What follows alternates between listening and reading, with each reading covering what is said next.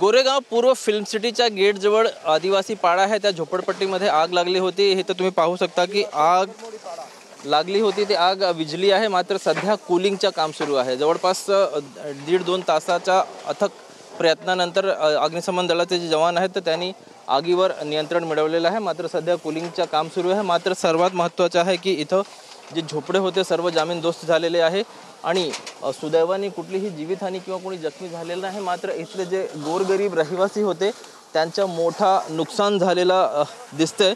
हे तुम्ही पाहू शकता। सध्या इथं जे दृश्य आहे झोपडपट्टी पूर्णपणे तुटलेली आहे आणि आगीचे जे धूर आहेत ते सध्या इथं दिसत आहेत। अग्निशमन दलाचे जे जवान आहेत ते इथं आग विझवण्याचा प्रयत्न करत आहेत। मात्र आग आटोक्यात आली आहे। कूलिंगचं काम सुरू आहे, काही तास आणखीन जाईल।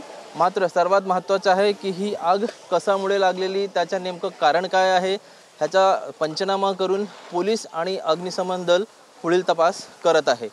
कॅमेरा पर्सन मोहन दुबेसह ब्रिजभान जयस्वार, TV9 मराठी।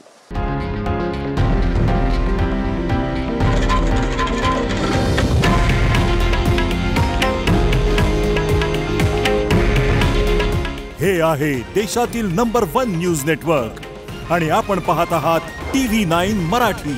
काळजी तुमची, हित महाराष्ट्राचं।